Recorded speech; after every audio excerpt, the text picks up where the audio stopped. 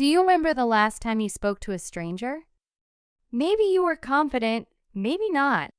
For me, it was the scariest and funniest day of my life. But in the end, I learned something surprising about self-confidence.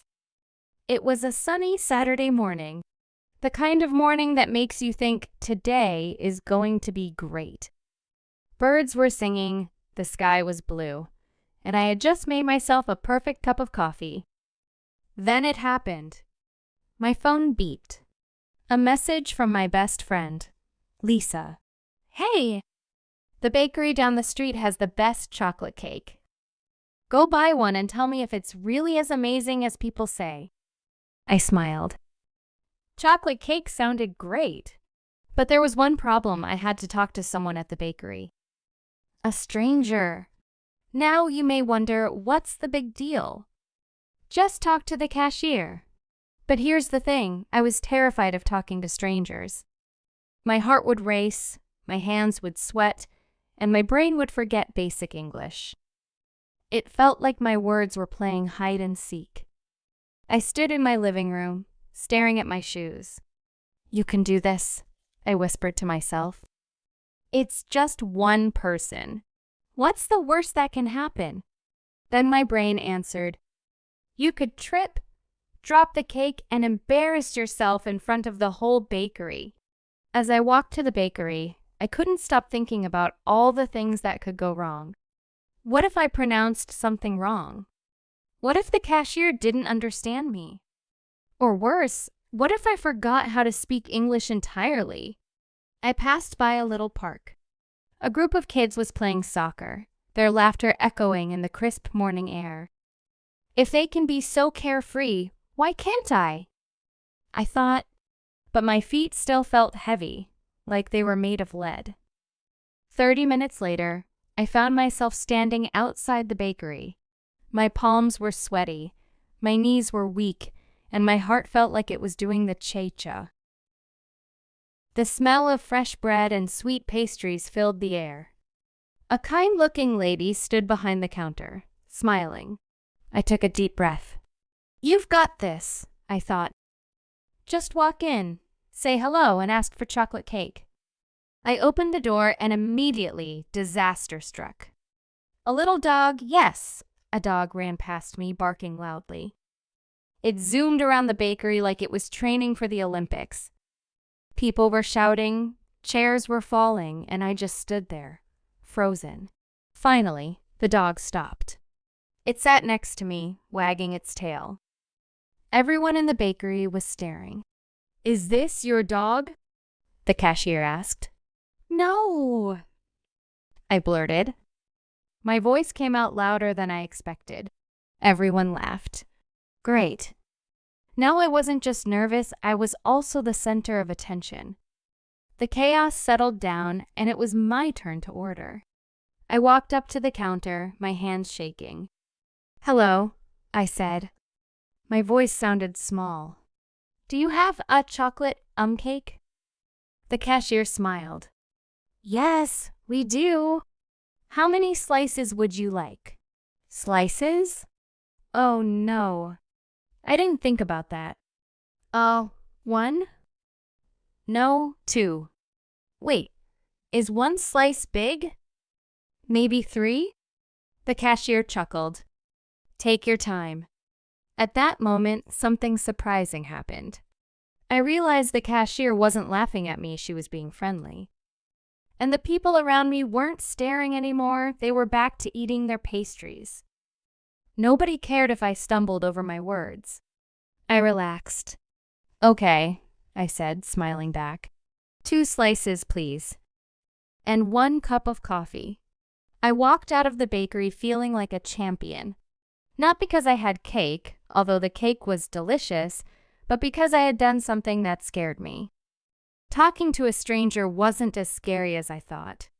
In fact, it felt good to try. I even smiled at the next person I passed on the street. Self-confidence doesn't mean you're never afraid. It means you try anyway.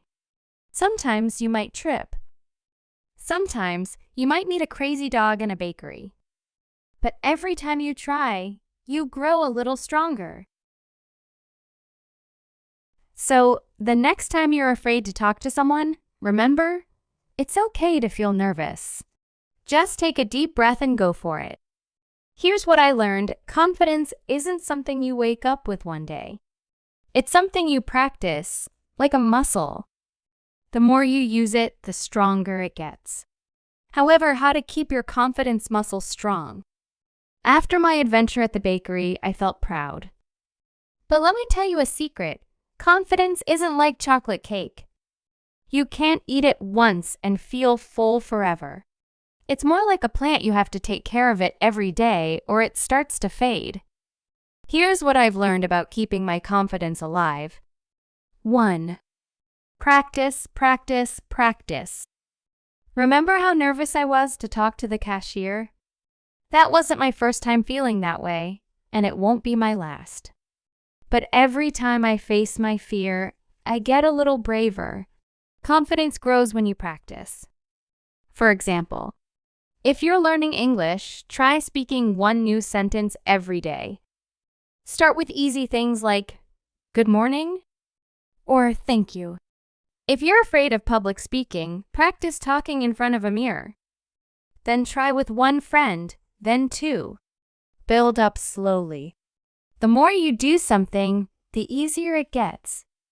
It's like riding a bike, wobbly at first, but soon you'll be zooming down the street. 2. Focus on progress, not perfection. Here's something funny. I didn't even notice how brave I was at the bakery until the cashier said it. I was so focused on my mistakes, hesitating, stammering, that I forgot to see my success. Sometimes we're too hard on ourselves. But confidence doesn't come from being perfect. It comes from trying. Next time you feel nervous, ask yourself, did I try?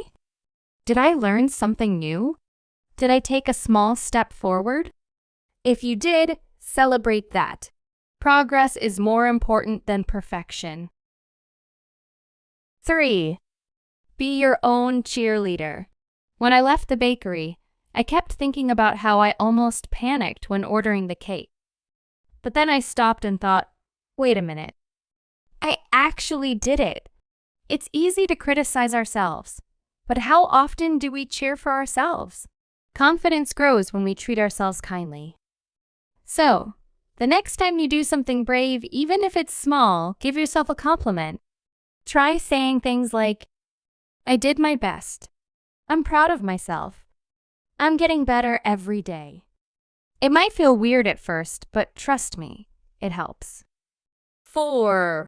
Accept mistakes as part of the journey. Remember when the coffee spilled at the bakery? That moment could have ruined my day. But instead, I laughed it off. Why?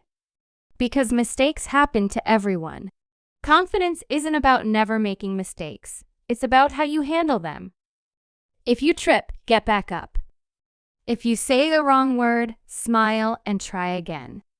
Here's a secret. Most people aren't paying attention to your mistakes. They're too busy thinking about their own. So don't be afraid to mess up. 5. Surround yourself with support. When I told Lisa about my trip to the bakery, she laughed, but not in a mean way. She said, "That's such a great story." Her words made me feel even prouder of what I'd done. Confidence grows faster when you're around people who lift you up. Find friends, teachers, or family members who believe in you. And if someone criticizes you unfairly, remember their words don't define you. 6. Take breaks and recharge. Even confident people feel tired or scared sometimes. That's okay. Confidence isn't about being fearless all the time. It's about knowing when to rest and recharge. When I feel overwhelmed, I like to take a walk and enjoy nature. Listen to music that makes me feel strong. Write down 3 things I'm grateful for. These small breaks give me energy to keep going. Confidence is a journey. Confidence isn't something you find one day and never lose. It's a journey, a series of steps, big and small. Some days, you'll feel like you can conquer the world. Other days, you might feel like hiding under a blanket. Both are normal. The important thing is to keep moving forward, even if it's just one tiny step at a time. So here's my challenge for you. What's one thing you can do today to practice confidence? It could be as simple as smiling at a stranger or saying hello to a friend. Whatever it is, take that step. You'll be surprised how far it can take you. That's all today's content. Thanks for watching. If you enjoyed this video, don't forget to subscribe to our channel for more helpful content. Good luck on your English language learning journey.